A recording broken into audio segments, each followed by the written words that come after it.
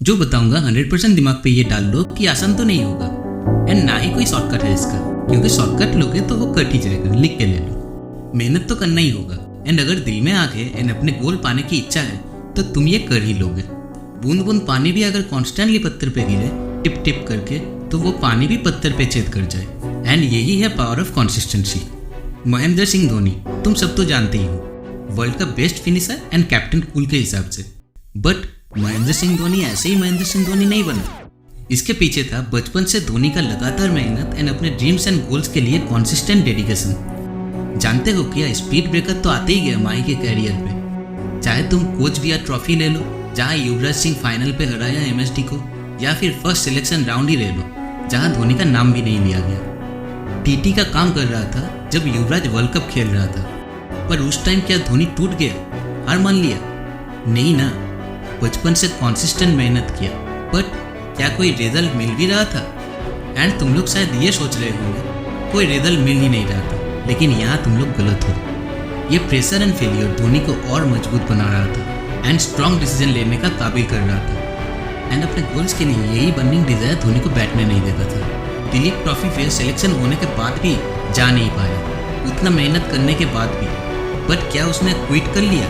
नहीं ना, बस अपने कंसिस्टेंसी बरकरार रखा। And at last 23 December 2004 against Bangladesh Mahendra Singh Dhoni का फर्स्ट इंडिया डेब्यू हुआ, and the rest you all know. तो ये क्या था? ये था सिर्फ एक ही चीज, consistency. And consistency is the number 1 quality of every successful person all over the globe. तो इसलिए दोस्त, अगर रिजल्ट चाहिए तो सबसे पहले अपने अंदर कंसिस्टेंसी लाओ।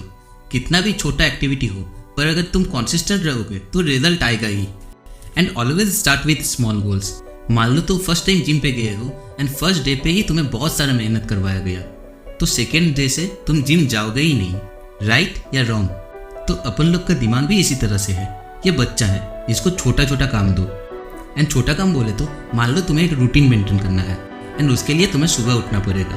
तो पहले दिमाग को पूरा रूटीन मत दिखाओ, पहले दिमाग को ये समझाओ कि तुम्हें सिर्फ सुबह उठना है, एंड इसी हैबिट को 21 डेज तक फॉलो करो। जस्ट सुबह उठो। इसे क्या होगा, एक हैबिट फॉर्म हो जाएगा एंड एक आदत क्रिएट हो जाएगा।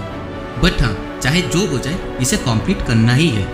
पता है, सक्सेस एंड फेलियर का एक ही डिफरेंशिएटिंग फैक्टर है। सक्सेसफुल लोग जो चीज़ शुरू करता है ना, उसे खत्म भी करता है। एंड फेलियर शुरू तो करता है, जोरों शोरों से शुरू करता है, बट खत्म नहीं कर पाता। जैसे कि जिम तुम में से कईयों ने ज्वाइन किया होगा, बट कितने लोग कंटिन्यू कर रहे हो? पता है, सक्सेस का सबसे बड़ा फैक्टर है कि तुम कॉन्स्टेंटली किसी एक काम पे डटे रहो। अगर तुम किसी काम पे कॉन्सिस्टेंट हो तो तुम्हारे पास टैलेंट कम है या ज़्यादा, इससे फर्क नहीं पड़ेगा। तुम हर दिन अगर एक ही काम कॉन्स्टेंटली एंड कॉन्सिस्टेंटली करोगे तो तुम्हारा आइडेंटिटी चेंज होगा ही।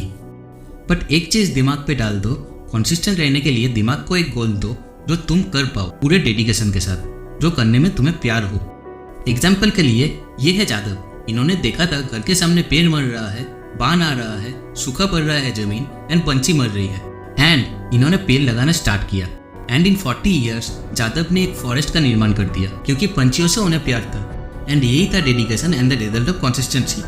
एंड चाहे तुम महेंद्र सिंह धोनी का ही एग्जाम्पल ले लो या फिर जादव का, ये दर्शाता है कि अगर तुम रोज किसी काम को करोगे लगातार, देन सूनर और लेटर तुम्हें रिजल्ट दिखेगा ही। जैसा गोल वैसा ही मेहनत एंड वैसे ही कंसिस्टेंसी। बट ये रास्ता इतना आसान भी नहीं है। कंसिस्टेंसी का मतलब ये मत समझो कि रास्ते में कोई परेशानी नहीं आएगा, कोई प्रॉब्लम नहीं आएगा, ऐसा तो बिल्कुल भी नहीं। जैसे कि मान लो कहीं जाना होगा या फिर तबीयत खराब हो गई, तो तब तो रुक जाएगा ना।